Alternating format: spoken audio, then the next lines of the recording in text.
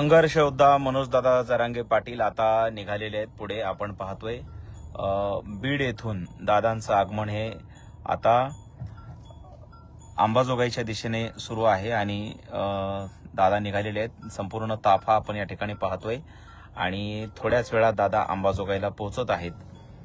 अंबाजोगाईच्या पट्टी वडगाव येथे ज्ञानेश्वर वाकडे यांच्या दुर्दैवी निधनानंतर मनोजदादा जरांगे पाटील हे सांत्वनपर भेटीसाठी निघालेले आहेत आणि दादांच्या ताफ्यातील हा संपूर्ण गाड्यांचा ताफा आपण या ठिकाणी बघतोय आणि आम्ही निघालेलो आहोत. बरेचसे बांधव कमेंट्समध्ये लिहित होते की कमेंट्स करून सांगा की तुम्ही कुठे आहात किंवा लाईव्हच्या माध्यमातून सांगा. त्याच्यासाठी खास कारण असंख्य बांधव आहेत ज्यांना प्रत्येकांना अपडेट हवी आहे आणि म्हणून आम्ही हे लाईव्ह करत आहोत. तर आता बीड शहराच्या पुढे मनोजदादा जरांगे पाटील यांचा संपूर्ण ताफा निघालेला आहे.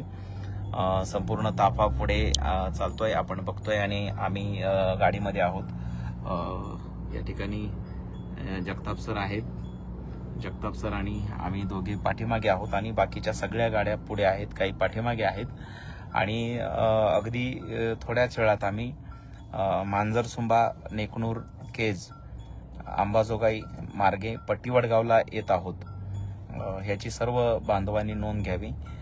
ज्ञानेश्वर वाकडे यांच्या संदर्भात घडलेली घटना आपण सगळ्यांनी वृत्तपत्रामध्ये वाचली आहे आणि त्यांच्या कुटुंबियांचं सांत्वन करण्यासाठी, त्यांना भेट देण्यासाठी आणि त्यांना न्याय मिळवून देण्यासाठी आज स्वतः संघर्ष योद्धा मनोजदादा जरांगे पाटील हे अंबाजोगाईच्या दिशेने निघालेले आहेत.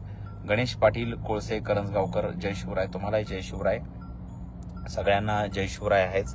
आणि आपण हे लाईव्ह कुठून पाहताय आम्हाला कमेंट्समध्ये नक्की सांगा.